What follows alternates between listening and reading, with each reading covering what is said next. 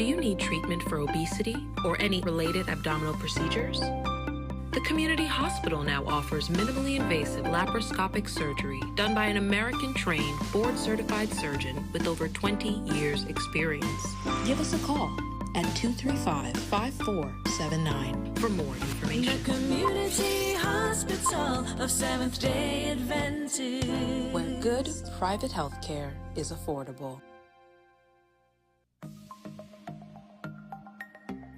Knowing how to tell authentic is as easy as 1, 2, 3. Find it, match it, search it. Step 1. Find the style number on the tag. Step 2. Match the style number inside the jersey with the number on the tag. Step 3. Search it.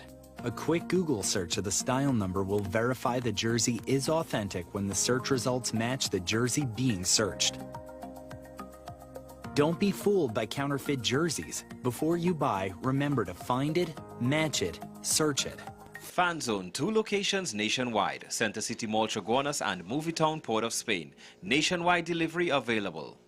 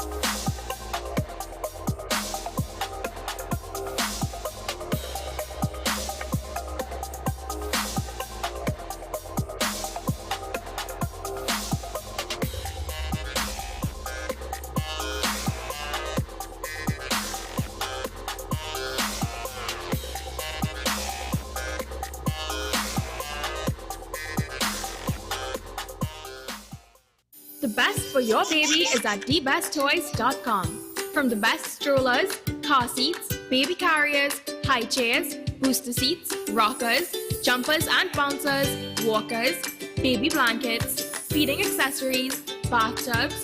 Visit us in-store at Forces Flagship McLean. Shop online now at thebesttoys.com. Order via call or WhatsApp at 332-BABY.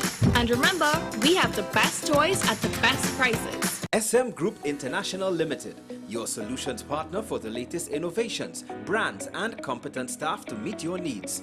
We provide products and services in the following divisions: executive services, event rental and services, power and heavy equipment, construction and property management, food and beverage, aggregate and sales and distribution. Check out more on our products and services at www.smgrouptt.com. Contact us at 221-7445 or email at info@smgrouptt.com. We are SM Group International, your solutions partner. Our award-winning show is back, and this season promises to be even more exciting than before. What's Up, Doc isn't just a title. It's a call to action for anyone who wants to improve their health and well-being. Join us on this thrilling ride towards better health on WESN Content Capital. WESN.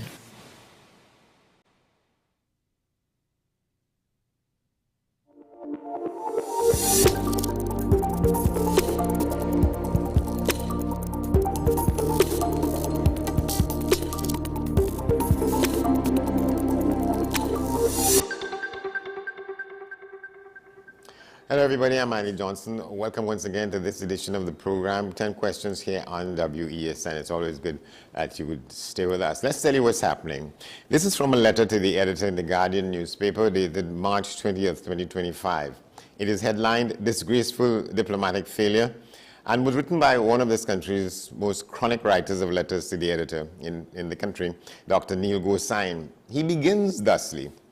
The UK's decision to impose visa restrictions on Trinidad and Tobago nationals is a disgraceful diplomatic failure and a betrayal of the historical relationship between both nations. This move, which now forces TNT citizens to apply for visas before traveling to the UK, is a direct result of poor representation by the Minister of Foreign Affairs, Amy Brown, and the overall PNM administration. He continues, their inability to defend the rights and privileges of Trinidadians and Tobagonians on the world stage has led to this humiliating blow. We shall leave those assertions for later in the discussions. So my guest on this edition of the program is one of the country's foremost international relations specialists, the Venerable Dr. Anthony Gonzalez. Good to have you, sir. Thanks for joining us on this edition of the program. Good to see you. Yes, thank you very much. My pleasure, yes. All right, let me ask you first. The previous Prime Minister said that we should dump the Privy Council. What exactly is the connection between this issue and the Privy Council? Well, there's no direct connection. I think basically what he's suggesting is that we need to make our own laws and determine our own outcomes rather than putting our hands in the Privy Council. It's sort of a stretch to relate it to this because this has basically to do with the policy of the UK government. Whether we were not if we were let's say in the CCJ and not in the ICC in the Privy Council, it would still happen. The British would do the same thing. So I don't see much of a relationship there. But I think the general point is good. It's better for us to have our own court. I think that is how I read that. Yeah, and while we are on that, has it not been quite awkward for us that we have the CCJ headquartered in Port of Spain, yet we don't belong to its jurisdiction? How does that make us look? Well, the point is that it has been stated several times, and I heard several other commentators, including politicians, some of them opposition politicians, say the same thing, that we have agreed to have the CCJ here in Trinidad, and we had all agreed to establish the CCJ. And then finally, we went against it. We decided that we would not join, but we would continue to pay for it. And this is what we do right now. We pay a lot of money to keep the CCJ here, but we don't participate in it. So we're really subsidizing the other countries that are participating in the CCJ. So that is another animal, that we can deal with. There are lots of negatives there surrounding that. My preference is basically for the CCJ. I think it is time Caribbean people learn to manage their own affairs, and you manage your own affairs by determining your laws and making your own judgments. I find it difficult to accept why we should keep going to the CCJ, to the Privy Council. When it's so expensive to do that, people have to fly up to England to pay lawyers to go up there when we could do it much cheaper here. And I know what is the reason behind it. I think there are people here who don't have confidence in the CCJ, and they don't have confidence in regional politicians. They think they are influenced very much. They influence very much the judges, so that as a result, they tend to believe that the colonialists understand them better. I don't know how they arrive at that, but that's another issue. Yeah. I want to come back to Mr. Gosain's letter. He calls it a disaster, a foreign relations disaster, what has happened. But the former High Commissioner to the UK, who's now back in the country and is Minister of Finance, he said that we were ambushed. He said he was never called and told anything about people coming to the UK and seeking residency status. So let's deal with this question. It's a failure on our part to address the issue. And the contentions of Mr. Gosain's letter to the editor. Yeah, well, I am not clear. I've tried to understand all sides. And in my reading, it seems to me that the British admits that they did this very suddenly. On our part, we seem to suggest that we weren't given enough time, and there was little consultation, if any at all. Now, there are varying views on this. I'm not on the inside. I don't know exactly what transpired. Some say that the British sent a delegation here to talk to us, and we didn't talk to them. I don't know to what extent that is correct. But my overall take is that the British did this very quickly, and they did this suddenly, in a sense, because they wanted to go ahead with their program. and they didn't want any kind of lengthy discussion or feedback from us on this. They had made up their mind on it and they wanted to go ahead on that. Now, as you know, they have a serious problem with migrants in England, and they keep finding ways to send back migrants and to deal with this asylum question. It is very hard on them. You know, they have to pay a lot to go through the process, which is to say that someone lands on your shores, you have to detain them when they ask for migrant status, and then you have to keep them. Probably I see they're keeping some of them in hotels now or detention centers. They have to feed and clothe them until the court hearing, and that court hearing might be over about 2 years. So it's a very costly exercise. And some of the British politicians have been talking about sending them to some third country. For example, Rwanda. It was discussed quite some time ago to send these people to Rwanda, and Rwanda would keep them there. And I don't know exactly how they're working this out. But to me, for instance, I find that you cannot implement the Geneva Convention by anybody who lands on your shore and say they're an asylum seeker, that you would just accept them. I think that is outdated because, you know, all sorts of people come on your shores, and some of them, or most of them, are economic migrants. They're looking for better opportunities. So that I don't think you could easily accept these people as asylum seekers, which is what the Geneva Agreement requires. As you know, we have this similar problem with Venezuela, and we insist that Venezuelans must get a visa now before they come here. Previously, they could have just landed here and asked asylum seekers, to be an asylum seeker.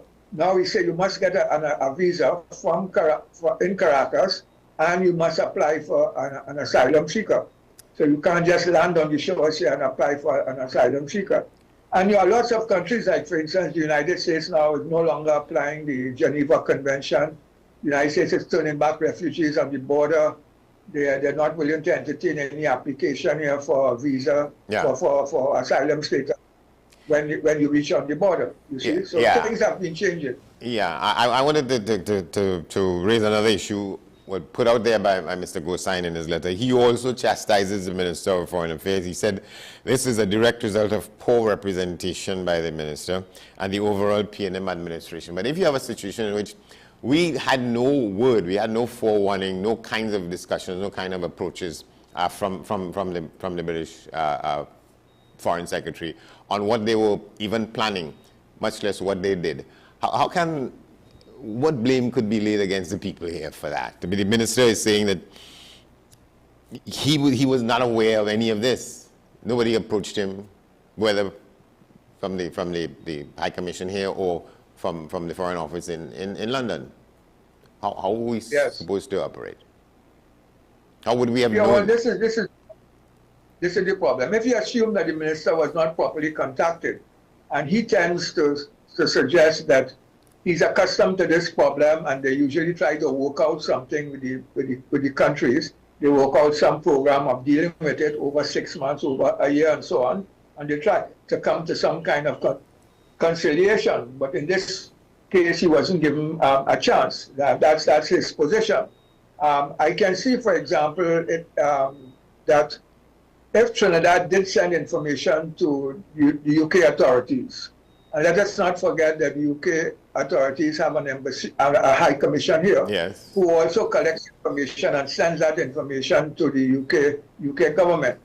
But let us assume that the government here was sending information on certain dubious persons. Let's say, for example, gang leaders, they claim the police here sent information to the British authorities of these people, warning them that these people traveling to England and, you know, they might apply for asylum status. So that if this is correct, it means that the British would have had information before on these people coming, and that they should take steps to stop these people applying for asylum status. So that if you know somebody is a gangster, why do you give them asylum status? They are not running from persecution. According to the Geneva Convention, it's really people who are being politically persecuted who can apply for asylum status. or people who are being seriously discriminated against. You know, if you are living in a country and you're being racially discriminated against and oppressed by the government, you can apply for that kind of status. But in our case, none of that transpired. So it's hard for me to understand why the British couldn't use the information they were getting on these gangsters and just reject these people when they come there. Yeah, I don't. Yeah, Mr. Dan Paul said that he was never called and told anything about people coming to the UK and seeking residency status. He said also that an increase in refugee claims may have been due to travelers trying to enter the UK before the remittance travel to the authorization kicked in. I'm not sure what that is. Would that have been the amount of money you had to pay for entering the UK and spending a particular amount of time? I'm not clear myself. For example, I know they have this electronic travel authorization, which is not really a visa, but you go online and you indicate your passport number and you answer some questions and so on. And on that visa, and on that basis, you get an authorization to come to England, and that could last. I think, up to about 60 days. Now they're charging for that. They're charging about 10 UK pounds. I think it has gone up to about 16. But on that basis, you could have gone. So that is being changed now, and you're being asked to apply for a full visa, which would last for about 6 months, and that would probably take about 2 weeks, and you'd probably have to pay something like about 100 pounds. So that is, in that sense, things have changed. You can't go on your computer and do the electronic travel authorization thing again. That has been out because they're saying that these people are coming and they're applying for asylum status. So this is how I'm reading it, you know, and it becomes a lot more expensive as you go for a longer period of time. If you go beyond 6 months, you have to apply for a longer visa. It would cost you a lot more. A student visa or whatever, it would cost you a lot more. I don't have the exact figures in front of me, but that would probably cost you anything like 300 or 400 pounds. So that is what is causing a bit of a problem. And particularly for the people who are going in transit, you know, who are just accustomed to get an electronic travel authorization, these people now have to apply for a full visa if they're coming into England. That is, I think there may still be arrangements for if you're still going in transit, but you're not crossing the border. You're not going through borders and border and immigration. But if you enter in England, for example, if you're going on to France, but you have to overnight in England, you have to go into a hotel because you're coming into England. And in that case, you have to pay, you have to get a full visa and pay the full amount, which would be, I think, about 100 pounds. So this is where it is burdensome, and, you know, there's been a lot of complaints about, you know, from people who are going, like you have a lot of people here who go to India, for example, religious people who go for the Hajj and so forth, who pass through London. You have sportsmen who travel to various destinations and they pass through London. It has become pretty hard on them. So they are complaining and they're hoping that this thing could be changed or, you know, renegotiated, and maybe they could come to some kind of better settlement. But in fact, the minister did say that he's trying to renegotiate the whole thing. They're in contact with the British and they're trying to see if in the next 6 months they could change things. So talks are taking place right now between the Minister of Foreign Affairs and the UK Foreign Secretary or the department there, as far as you know. My impression from what the minister said is that he's talking. I'm not clear exactly. I don't have all the details, but he suggests that they want to talk, or they're actually talking with the British to see to what extent they can change this. I would think that talks would be necessary, seeing that it was suddenly introduced and it's affected a lot of people, and you have a situation where a small minority goes off there and does this, and everybody has to pay for it. I mean, I myself, I keep thinking about this, you know, I'm not that seriously affected, but, you know, I have family in England, I want to go and see them. Why now do I have to go and pay 100 pounds just to go up there for a few weeks or something like that? So everybody is being affected, and I think people would like to see this change. And as the minister pointed out, there was just, the British said there were, what, 400 people, and it went up to about 450 or 500 the second year and so forth.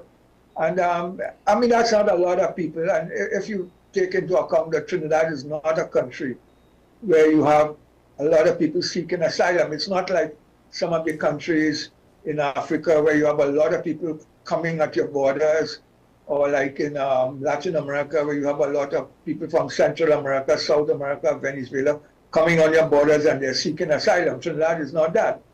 And I mean, look at the distance Trinidad is to the cost of a ticket or to go up to England is quite high. So how many people are already going up there to seek asylum? So in this sense, I think the British acted a bit too quickly, and it was not, as the minister said, proportionate.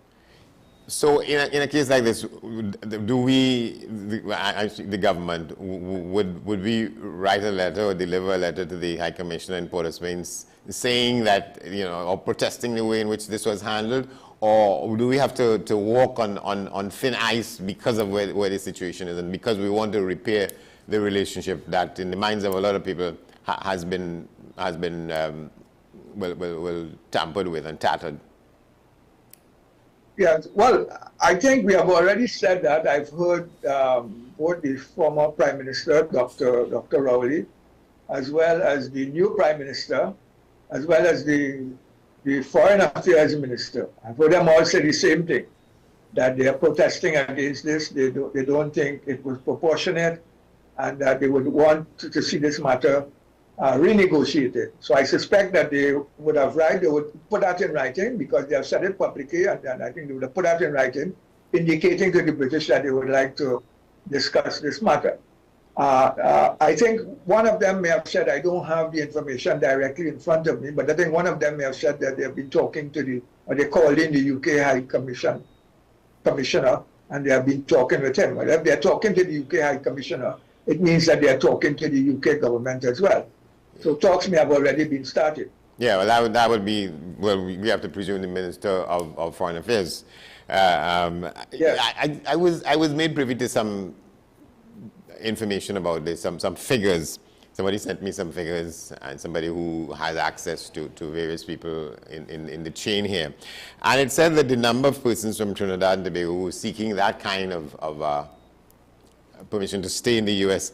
amounted to 0.00048% of the persons seeking that kind of haven. Yes. And to what extent that would have become or seemed to become such an issue that the government in London would have taken that position to send up the fees and make... Yes. Well, look at it in those terms, in terms of the numbers trying to get into to England and the numbers seeking asylum in England. When you take into account all the countries in Africa, those in Europe, for example, the Eastern Europeans that love to come to Britain, and and that's why you had Brexit, why the British came out of the European Union, is largely because of that migrant problem from Eastern Europe. They were worried that all these Poles and Eastern Europeans coming here. So when you put all of these migrants coming to England and seeking asylum status, we are a very, very small percentage. So I have no doubt the figure you give is a pretty correct figure. So again, that comes back to why does the British have to react in this particular way when we are such a small number? And as I said before, we are not a country here where we are known for sending migrants to seek asylum. We had some of this in the 1980s, I remember, with the NAR government. You had a number of people going to Canada and doing this, seeking asylum, but quickly the Canadians got wind of it, and they realized that these people were not fleeing from persecution, and they were just using it to try to get Canadian citizenship. So as I said, we are not basically a country where you have a lot of people fleeing and looking for asylum status, you see? So that I didn't see the need for the British to really come down that hard. But they probably have their own reasons. They're probably looking at the whole picture and probably think that they need to start clamping down on these countries pretty fast. Yeah. But it's very, very obvious. And it wasn't certain where this sort of angle on it came from, that some of the people who were involved in or at least making these attempts to change their status and remain in the UK were people who were seeking to flee justice in Trinidad because they've been involved in crimes of one kind or another. But also there are people who may have wanted to move away because of the state of the country, crime-wise and so on, not so? Yeah, that's correct. That's correct. It's not just the gangsters. You do have people here who are seeking better opportunities outside. They're running also too from crime. A lot of them are qualified with degrees and they cannot get jobs here and so on. And they're trying to seek opportunities outside. Things have become a bit harder, for example, in the United States now, as we can see. So they probably think that they cannot find opportunities in the United Kingdom, and it may be easier for them to get into the United Kingdom. So that is totally correct. But again, even looking at the numbers, it's not very large. I mean, how many people here who are running from crime and who are looking to get a better job outside and so forth are going to choose to go to the United Kingdom? I think the majority of these people would seek more or less to go to places like Canada, or they would go now to the rest of the Caribbean. Guyana, Suriname offers a lot of opportunities now, and I think they would tend to go down that side. So again, I think it's somewhat exaggerated. I don't think the numbers are very, very high here. I mean, I don't have the figures. I haven't done a survey, so I can't tell you exactly, what the numbers are like. That is to say, how many people here who are running from crime or who are running to get a better opportunity are really seeking refuge in England. I don't have those numbers, but I tend to think they're not very large. They're not huge. So that would be my position on that. Yeah. How long, to the extent of your knowledge and experience in these matters, how long you think before the fence will be mended here, and what is going to be required? Well, it could fix very quickly. I think I have no clear idea. Some people say 6 months, some people say less. It could be quick fixly if both parties could agree that, okay, there was some exaggeration and we can tackle it in certain ways. For instance, as I said, I fail to see why the British should give somebody asylum status when they receive information that this person is let's say a gangster, and they're not really fleeing from any persecution. Also, if somebody is an economic migrant, you should be able to detect that.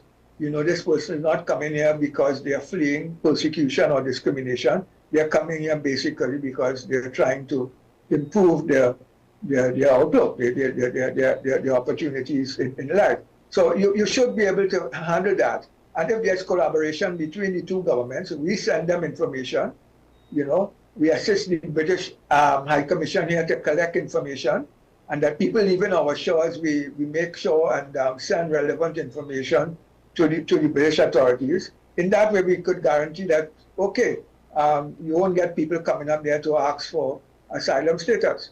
So from that collaboration, you could reduce the numbers a lot.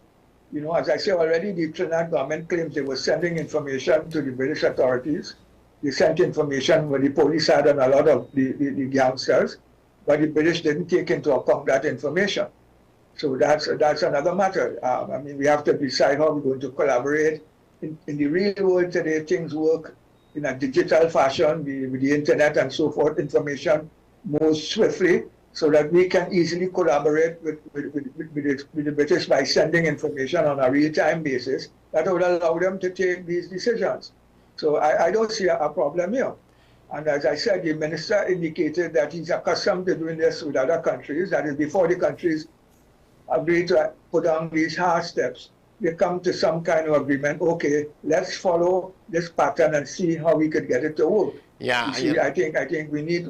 Yeah, and as we speak, as we speak, I'm reminded of something that people in my grandmother's generation used to say about something more than the pestle is in the mortar.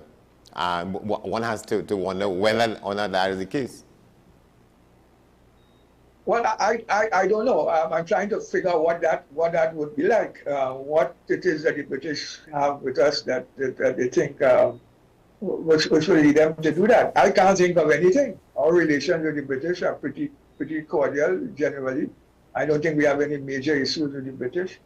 I think we have more issues with the Americans in terms of what the American president is doing, but I don't think we have any major issues with the British that would cause them to want to retaliate or to act in this particular way.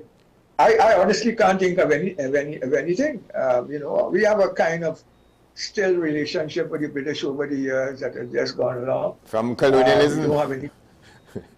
Coming back from We don't have any conflict issues. No, what I'm saying from the period of colonialism to now, we've had longer relations with London than probably with any other capital in the world.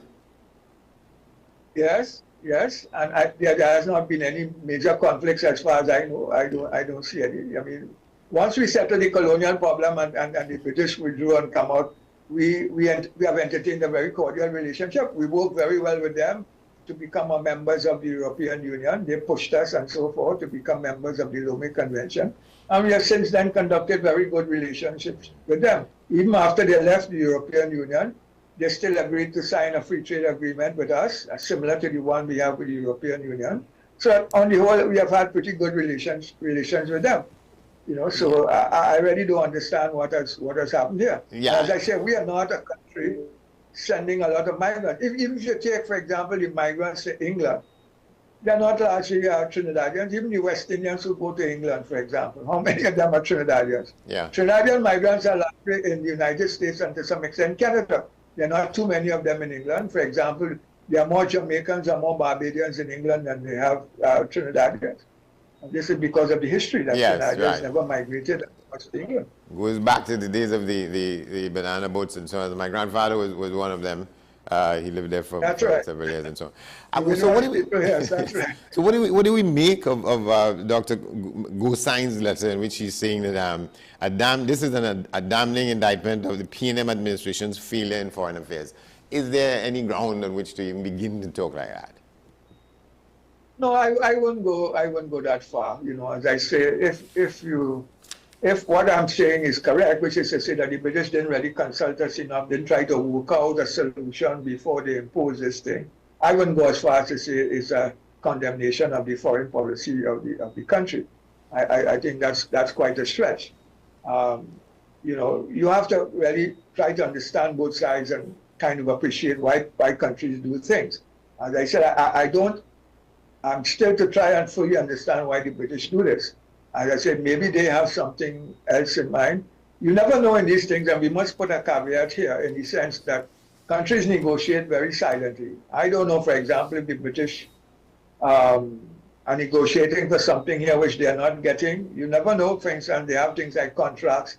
They have things like their foreign companies want to come here and get control of, let's say, oil or gas or some asset here. There are all these things that are there, and you never fully understand what is happening. Yeah. Behind the scenes never come to the forefront. So as I say, given the knowledge that I have, all I could say is what I've just said to you. Yes. That I'm not seeing anything out there which suggests that the British should have not acted a little more consistently and in some kind of consideration. Yeah, for the fact that it's difficult for people to get visas. We could say that we will watch to see whether, in fact, it is not true that there's something in the motor besides the pestle. But Dr. Gonzalez, Dr. Gonzalez, thank you very much. Yes, there could be one. You'll have to watch that. Yes. Thank you very much. Yes, I don't know. Yeah, you're welcome. All the best. Yeah. Take care. Yes. Thank you very much. Thanks to Dr. Anthony Gonzalez, a renowned international relations academic and expert in Trinidad and Tobago, on this issue that we call the TT-UK diplomatic dust-up. That's it for this edition of the program. I'm Andy Johnson. Thanks for watching, and we'll see you next time.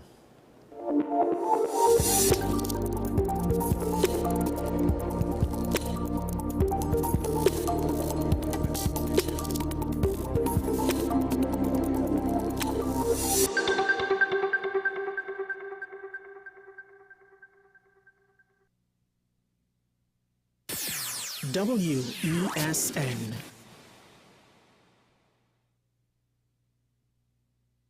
SM Group International Limited, your solutions partner for the latest innovations, brands and competent staff to meet your needs. We provide products and services in the following divisions: executive services, event rental and services, power and heavy equipment, construction and property management, food and beverage, aggregate and sales and distribution. Check out more on our products and services at www.smgroup.com.